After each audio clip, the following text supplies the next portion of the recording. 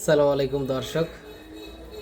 কোমর ব্যথা আজকে কেন লাইভে আসার ফেসবুক ভিডিওটা করার উদ্দেশ্য, আমার একটা পেশেন্টের হিস্ট্রি বলি। ওনার কোমর ব্যথা হয়েছে, বলেছে ডক্টর বলেছে যে তোমার ক্যালসিয়াম ডেফিসিয়েন্সি হয়েছে বা ক্যালসিয়াম বা ভিটামিন ডির একটি শর্টেজ রয়েছে বা ঘাটতি রয়েছে, সেজন্য আপনাকে প্রচুর পরিমাণ ক্যালসিয়াম খেতে হবে। সে বলছে এখানে হাড্ডি রয়েছে, এই জন্য সে গরুর মাংস, প্রচুর পরিমাণ হাড্ডি এবং যেগুলো হাড়গুলো রয়েছে ইচ্ছা করে বেশি বেশি করে খাওয়া শুরু করে দিয়েছে। তার খাওয়ার পরে কোলেস্ট্রল বেড়ে গেছে এবং তার ট্রাইগ্লিসারাইড এবং এলডিএল এসডিএল সব বেড়ে গেছে। এবং আলটিমেটলি আজকে ভিডিওটা করার উদ্দেশ্য হচ্ছে, আপনি কোমর ব্যথা হয়েছে এবং ডাক্তার আপনাকে বলেছে ক্যালসিয়াম রিলেটেড খাবার, আপনি গরুর মাংস ইচ্ছা মতো খাবেন, বিষয়টা তো আর সেরকম নয়। আসলে খাবারের একটা শিডিউল আছে।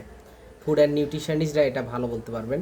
তবে আমরা অ্যাজ এ প্রফেশনাল হিসেবে আপনার খাবারের যে তালিকাগুলো রাখবেন, সেটি হচ্ছে প্রথমত শীতকাল মৌসুমি সবজিগুলো খাবেন, প্রচুর পানি খাবেন।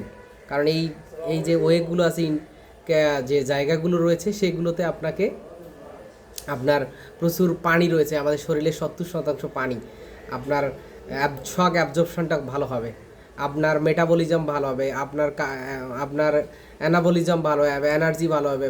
পানির মধ্যে এত আল্লাহ পাওয়ার দিয়েছে, সেজন্য প্রচুর পরিমাণ পানি পান করবেন, প্রচুর শাক সবজি খাবেন, ফল খাবেন এবং ক্যালসিয়াম রিলেটেড যে খাবারগুলো রয়েছে, যেটা ম্যাগনেসিয়াম, যেমন কলা আছে, তারপরে অ্যাপেল আছে, তারপরে এই যে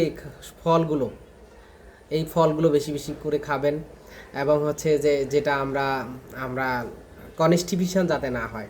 একটি বিষয় মাথায় রাখবেন যে এই কোমর ব্যথা বা পিএলআইডি যে রোগীগুলো রয়েছে, কোমর ব্যথা যাতে না হয়, সেক্ষেত্রে আপনাকে কনস্টিপেশনের জন্য আপনার প্রথমত যে কাজটি করতে হবে, ল্যাকটোজ টাইপের খাবার, যেমন যেগুলোতে ফাইবার রয়েছে, যেমন আপনার গ্রিন লিফি ভেজিটেবলগুলো আছে, ঢেঁড়স আছে বা গিয়ে ভেন্ডি আছে, এগুলো খেলে আপনার ডাইজেশনটা তত সহজ হয়।